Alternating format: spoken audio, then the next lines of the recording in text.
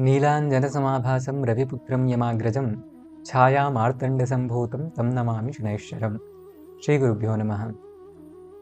दंड, न्याय, दुख, पीड़ा, कष्ट आदि, श्रम आदि के जो कारक ग्रह हैं, ऐसे शनिदेव अथवा शनि ग्रह से निर्मित शश नामक महापुरुष राजयोग से संबंधित इस वीडियो की श्रृंखला में आप सभी का स्वागत है।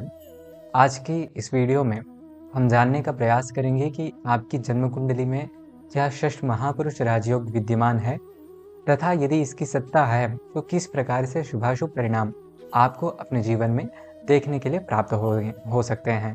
क्योंकि सामान्यतया शनि से संबंधित जो भी लोक में व्याप्ति है अथवा प्रसृति है वह यह है कि शनि हमेशा दुख, दर्द, पीड़ा आदि के ही जो है कारकत्व के रूप में देखे जाते हैं, किंतु ऐसा नहीं है। सभी ग्रह, कोई सबसे शुभ ग्रह भी आपकी जन्म कुंडली में आपको अशुभ परिणाम प्रदान कर सकता है।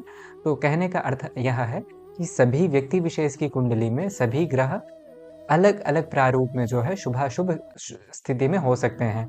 किसी की कुंडली में शनि राजयोग कारक हो सकते हैं तो किसी की कुंडली में शनि कष्टदायी भी हो सकते हैं।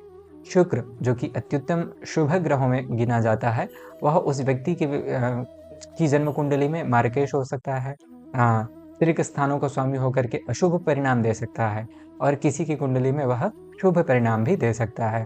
तो ग्रह सामान्यतया जो है शुभाशुभ तो होते हैं, किंतु व्यक्ति विशेष की कुंडली में उनका जो प्रभाव है वह निर्धारित करता है कि वास्तव में यह इनके लिए किस प्रकार से परिणाम को देने वाला होगा।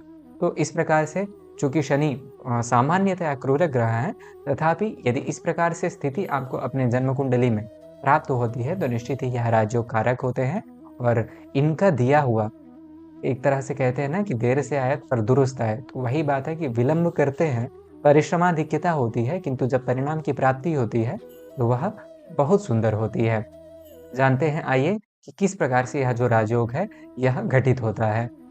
सर्वप्रथम इसका जो है परिणाम अथवा इसका जो प्रामाणिक, जो शास्त्रोक्त प्रमाण हम यहाँ पर आप देख सकते हैं, रुचक भद्रक हंस कमालवाह सशशका इति पंचच कीर्तिता, इस प्रकार से यहाँ पर लिखा हुआ है, जो कि बताता है कि स्वभवनोच गतेषु चतुष्टये। स्वभवनोच गतेषु मतलब वह जो शनि है वह अपनी स्वभवन मतलब अपने भवन में, अथवा उच्च गतेषु चतुष्टये मतलब या तो अपनी राशि में अथवा अपनी उच्च राशि में गया हो, इन चार भावों में, पहला, दूसरा, तीसरा और चौथा, जहां जहां पर शनि लिखा हुआ है, मतलब पहले, चौथे, सातवें और 10वें भाव में शनि यदि अपनी स्वयं की राशि अर्थात यहाँ पर देखेंगे तो कुंभ और मकर और कुंभ राशि, और इनकी जो उच्च राशि है वह तुला राशि, इन तीन राशियों में स्थित होकर के, और 1, 4, 7, 10 इन चार भावों में यदि शनिदेव विद्यमान है तो निश्चित तौर पर वह आपके लिए शश नामक पंच महापुरुष राजयोगों में से एक का जो है निर्माण कर रहे हैं।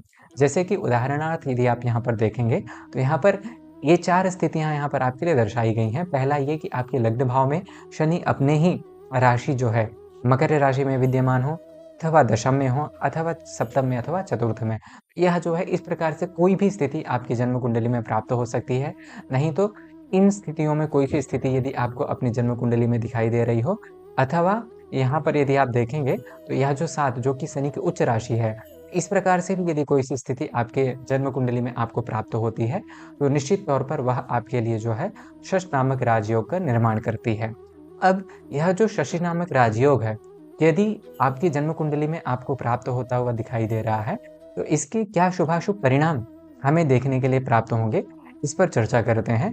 तो वस्तुतः चूंकि यह राजयोग है तो इसका जो परिणाम है वह निश्चित तौर पर शुभद ही है, तथापि क्योंकि यह भाव विशेषों में स्थित होने पर कुछ और भी भिन्न फलों को दे सकता है। वस्तुतः वह फल शुभ ही होंगे, तथापि जैसे दशम भाव में यदि यह शशि योग का निर्माण हो रहा है तो यह जो दशम भाव का शशि योग होगा वह आपको करियर में स्थिर उद्योग की प्राप्ति कराएगा, और करियर में एक स्टेबिलिटी रहेगी, आप एक अच्छे उच्च पद में जाकर के आसीन होंगे। आदि शुभ परिणाम भाव की स्थिति वशात भी देखने के लिए प्राप्त हो सकते हैं। तथापि यहाँ पर जो सामान्य फल है वह आपके लिए लिखा गया है। जैसे कि आप देखेंगे कि भूपो व सचिवो वनाचलरतः सेनापति क्रूरधीः, अर्थात व्यक्ति राजा अथवा राजा के सदृश अथवा राजा का सदृश होगा, सचिव होगा, अथवा सेनापति होगा, और क्रूर थी ही। ऐसे जो क्रूर कार्य हैं, जहाँ पर आवश्यकता है ऐसे क्रूर कार्यों को करने की, उन क्रूर कार्यों को करने में समर्थ भी होगा। जैसे सेना आदि में ऐसे कुछ कार्य उन्हें करने पड़ते हैं जो कि वास्तव में क्रूर होते हैं, तथापि वह धर्म का कार्य है, धर्म के लिए किया जा रहा है, इसलिए इस प्रकार का साहस वाला होगा। पुनः धातोः वाद विनोद वंचनपरः, और वंचनपरः मतलब एक तरह से जो रो आदि में होते हैं, वो लोग वंचना देने में सर्वथा समर्थ होते हैं।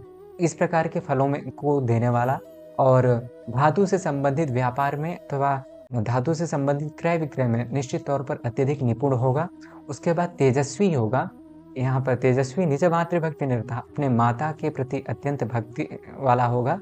तदुपरांत शूर होगा, शूरवीर होगा, और सुखी होगा। समग्र जीवन में वह सुखी देखने के लिए प्राप्त होगा, और जो भी उसकी संपूर्ण आयु है, उस आयु का भोग करके ही वह अपनी जीवन यात्रा को समाप्त करेगा। इस प्रकार से यहाँ पर शश योग का जो है उत्तम परिणाम ही हमें देखने के लिए प्राप्त होता है। आशा है कि यह जानकारी आपको अच्छी लगी होगी। यदि यहाँ पर प्रदत्त जानकारी आपको बेहतर लगी हो, तो निश्चित तौर पर आप इस वीडियो को लाइक करें एवं चैनल को सब्सक्राइब करें। और यदि आपके कुछ व्यक्तिगत सुझाव हैं, तो वह भी आप कमेंट के माध्यम से अपनी बात रख सकते हैं। वर्तमान के लिए इतना ही, मिलते हैं अगले वीडियो में। तब तक के लिए अपना ध्यान रखिए। नमस्ते, महादेव।